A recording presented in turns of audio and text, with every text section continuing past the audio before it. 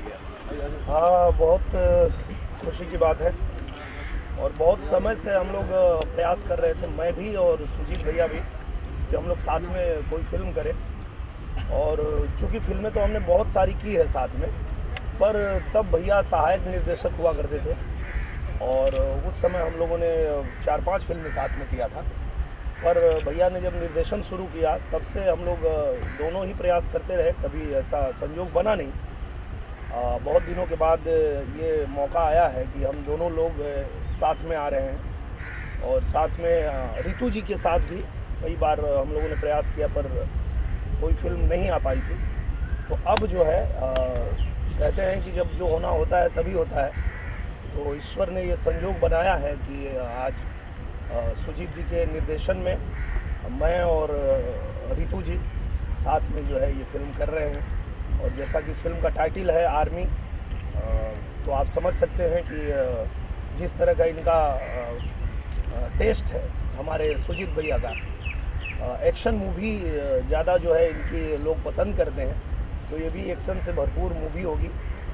पर ये भी आप देख सकते हैं कि जिस लुक में रितु जी बैठी है, तो पारिवारिक बैकग्राउंड भी है सिनेमा में बहुत बढ़िया, तो फुल पैकेज मिलने वाला है। और चूँकि ओम जहाँ जी हैं फिल्म के म्यूज़िक डायरेक्टर, तो इसकी गारंटी पहले ही मिल जाती है कि फिल्म का संगीत जो होगा वो एक नंबर होगा, क्योंकि आज आप लोगों के आशीर्वाद से मुझे लगता है कि भोजपुरी की 90% फिल्में जो है वो ओम झा जी ही कर रहे हैं, अगर मैं गलत नहीं हूँ। सही बात, बिल्कुल। हाँ ओम जी, तो ये उनकी मेहनत है, उनकी लगन है, उनके अंदर वो गुणवत्ता है कि उन्होंने प्रूव किया है अपने आप को। तो आज जो है हर निर्देशक, हर निर्माता चाहता है कि ओम जी उसकी फिल्म करें ताकि लोगों को अच्छे गाने वो दे सकें।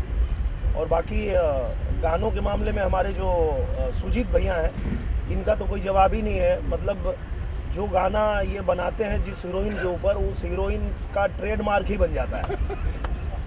एक गाना इन्होंने आम्रपाली जी के साथ बनाया, रातें दिया बुता के, और मुझे लगता है कि कोई ऐसा फंक्शन नहीं होगा जहाँ पे आम्रपाली जी जाएं और वो गाना ना परफॉर्म करें, वो या डिमांड ना आए।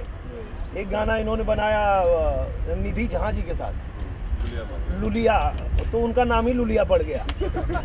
मतलब इस तरह का इनका भी है। तो मैं ऐसी उम्मीद रखता हूँ कि आर्मी में भी कोई ऐसा गाना दें कि मुझे भी आगे से लोग फौजी ही कहना शुरू कर दें। और रितु जी को भी कुछ एक ऐसा गाना दीजिए भैया कि इनका भी नाम कुछ एक ट्रेडमार्क बन जाए। सर, गाने की बात चल रही है तो आपके यहाँ एक होली का गीत आया है, अगर 2 लाइन गुनगुना दे तो। कौन सा पॉलिटिक्स? बहुत सारा आया, आप कौन सा आप सुनना सर, चाहते ये हैं? होली के आए हैं पाव लागल। अच्छा, होली के बधाई बाटे गोड़ लागी पहुना, स्वागत ससुरारी में बागोड़ लागी पहुना, गोड़े लगबू खाली गोड़े लगबू, कहियो गले हमारा लगबू कि गोड़े लगबू। सर, जो आंकड़े मेरे पास है, लगभग आपने आपकी आगे वाली प्रोजेक्ट को मिला के आपने हाफ सेंचुरी तो कंप्लीट कर दी है भोजपुरी इंडस्ट्री में। क्या कुछ बदलाव देख रहे हैं जो शुरुआत से लेके अब तक में? हाफ सेंचुरी नहीं, मैंने सेंचुरी मार दिया है। आपको जानकारी बता दूं कि मेरी 100 फिल्में पूरी हो गई और बदलाव तो बहुत हुआ है। मैं जब आया था भोजपुरी इंडस्ट्री में, तो उस समय सिनेमा अभाव में बनता था। उस समय का सिनेमा ऐसा बनता था कि अगर कोई बहुत खतरनाक स्टंट करना है तो हमें जान की बाजी लगा के करना पड़ता था। जैसे आप लोगों ने देखा होगा निरहुआ रिक्शा वाला, वो रिक्शे के ऊपर से जो समरसॉल्ट मारना था, उस समय केबल नहीं था और 2 फाइटर जो है उसी रिक्शे पे गिर के हॉस्पिटल पहुंच गए। उसके बाद फाइट मास्टर भी सोच लिए हीरो नहीं करेगा और डायरेक्टर साहब भी सोच लिए कि हीरो नहीं करेगा, क्योंकि इसके सामने ही 2 लोग घायल हुए हैं और केबल था नहीं। पर मैंने जान की बाजी लगा दी कि ऐसी ज़िंदगी से क्या फ़ायदा है जब कुछ बन ही नहीं पाए। तो मैंने मारा था और वो शॉट दिया था और वही लोगों को पसंद आया था। सर, एक आम फिल्म जो बनती है जी, एक्शन मूवी बनती है वो अलग होती है, लेकिन ये आर्मी बेस है, तो ये जो कुछ इसमें खास तैयारी करनी पड़ती है। हाँ, तैयारी तो बहुत करनी पड़ती है, क्योंकि देखिए आप जब किसी ऐसी फिल्म को बनाते हैं जो किसी ऐसे खास सब्जेक्ट पे बन रहा है जिसमें कुछ नियम कानून होते हैं। जैसे आर्मी में अगर आप देखेंगे तो उनके कुछ हेयर स्टाइल का उनका कुछ रहता है, उनके कुछ बैच होते हैं, उनका कुछ चलने का तरीका होता है, ड्रिल होता है, बहुत रूल्स होते हैं बहुत सारे। तो उसको अगर आप फॉलो नहीं करेंगे तो वो अच्छा नहीं लगेगा।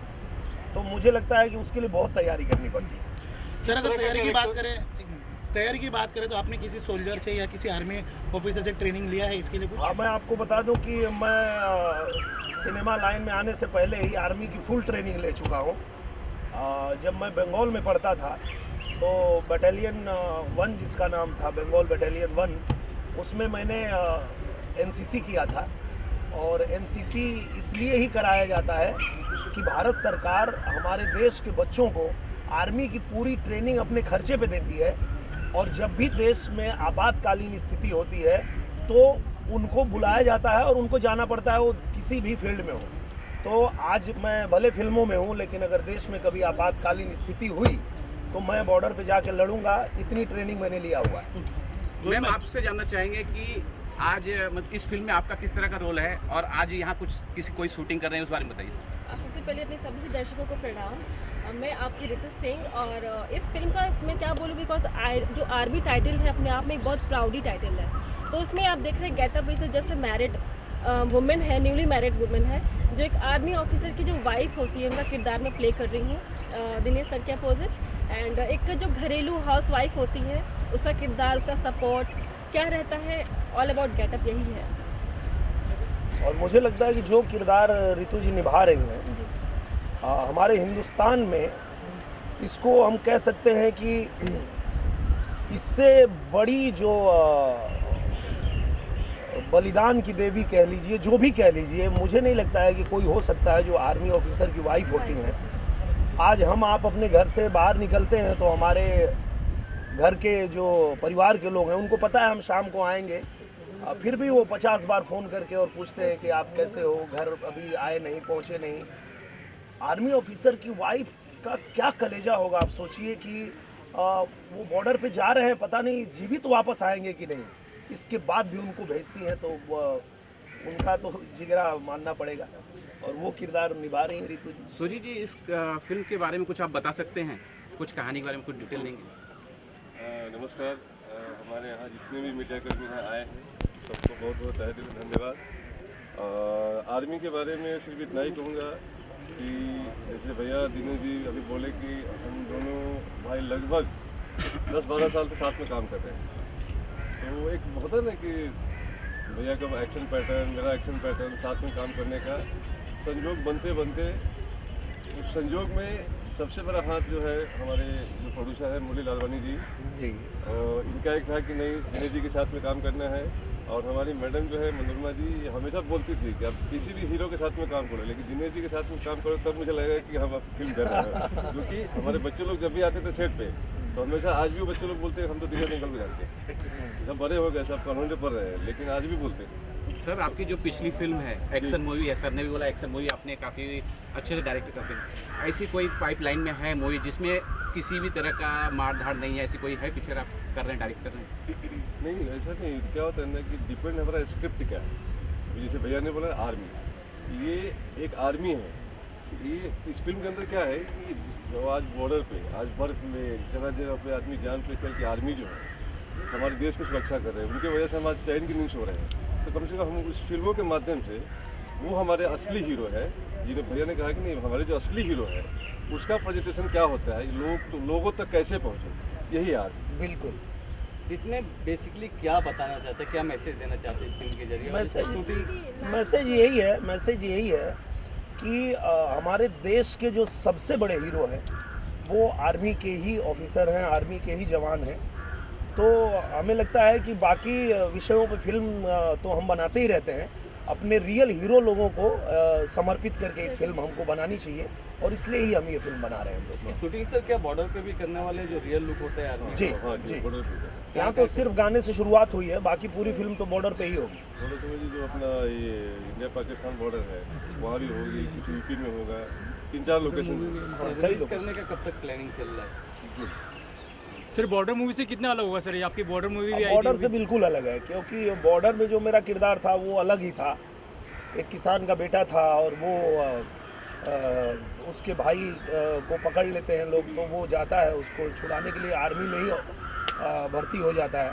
तो वो बिल्कुल अलग स्टोरी थी। ये स्टोरी बिल्कुल अलग है। इसमें जो है आपको पूरा आर्मी का ही आपको देखने के लिए मिलेगा कि हमारी आर्मी जो है वो बॉर्डर पे किस तरह से हमारे देश की रक्षा में जुटी रहती है, और जितनी साजिश होती है, जो हमारी दुश्मन कंट्री है, वो जितनी भी साजिश करते हैं उसको कैसे ये लोग नाकाम करके और हमें सुरक्षित रखते हैं, ये आपको आर्मी में देखने के लिए मिलेगा। सर इसमें कोई शंके वाली बात नहीं कि भारत की जो आर्मी है वो बहुत बहादुर है, लेकिन जब से मोदी सरकार आई है और देश हमारी आर्मी से काफ़ी डरती है और बहुत पूरा देश प्रभावित है, इस बारे में आप क्या क्या कुछ कहेंगे? ये तो बीबीसी का भी यही कहना है कि जिस राह पे भारत बढ़ रहा है, पूरे दुनिया को ये चेतावनी है कि अगर किसी ने भारत की तरफ आंख उठा के देखने की कोशिश की तो वो जीवित नहीं बचेगा, वो अपने मौत को दावत देगा। जो भी ऐसी हरकत करेगा कि वो भारत की तरफ आंख उठाए तो सीधे सीधे वो अपने मौत को दावत देगा। तो मुझे लगता है कि आपकी बात एकदम सही है। जब से मोदी जी आए हैं उन्होंने हमारे आर्मी को पूरी छूट दिया है। पहले जैसा कि हम सुनते थे कि आदेश नहीं मिल रहा है, आदेश नहीं मिल रहा है, लगातार हमारे जवान मारे जा रहे हैं पर हमारी सरकारें आदेश नहीं दे रही है। तो अब मुझे लगता है कि उनको पूरी छूट दिया है मोदी जी ने कि अगर कोई भी हमारे बॉर्डर पे हरकत करता है या हमारे देश के ऊपर कोई भी आंख उठाता है तो उसको दौड़ा के मारो, घुसा के घर में मारो।